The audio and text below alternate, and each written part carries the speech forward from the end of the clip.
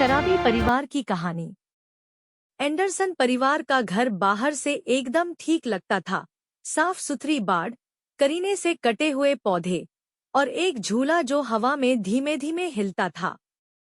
लेकिन घर के अंदर वक्त जैसे थम गया था। बोतल की खनक, चुप्पी में छुपे गुस्से और एक ऐसे लड़के के कदमों की आहट थी जो सीख गया था कि कैसे अदृश्य बना रहे। टॉमी सिर्फ 11 साल का था जब उसने पहली बार समझा कि उसकी मम्मी की शाम की वाइन आम बात नहीं थी। उसके पापा पहले से ही शराब पीते थे, तेज, गुस्से में और कभी-कभी चुपचाप। लेकिन जब मम्मी ने सुबह की कॉफी में पारदर्शी शराब डालनी शुरू की, तो टॉमी को एहसास हुआ कि अब कुछ बदल रहा है। घर दिन में भी अंधेरा लगने लगा। हफ्ते के बीच के दिन सबसे कठिन होते थे। खाना कभी बनता, कभी नहीं।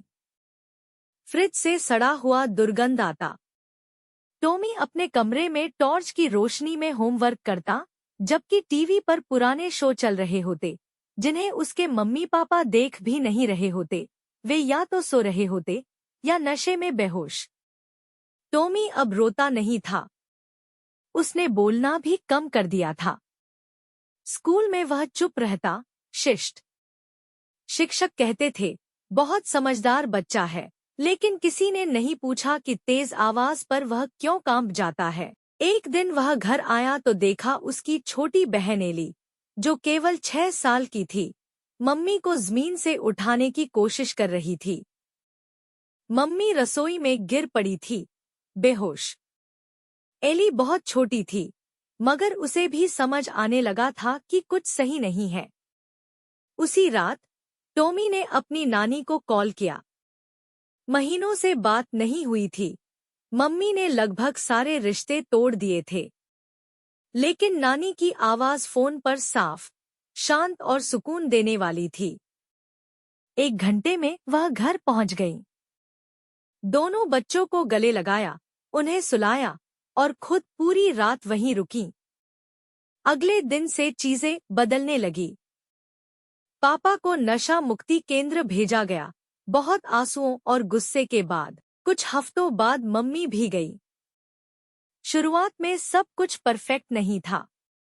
सुधार की राह आसान नहीं होती। बीच बीच में फिर से शराब पीने की घटनाएं हुई, थेरेपी हुई, झगड़े हुए।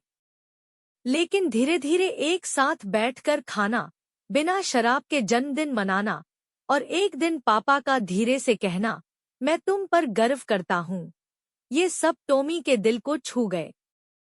जब टॉमी 15 साल का हुआ, तब उनका घर अब भी पूरी तरह ठीक नहीं था, लेकिन अब वहाँ हंसी गूंजती थी। अब मम्मी पापा अपनी लत के बारे में खुलकर बात करते थे।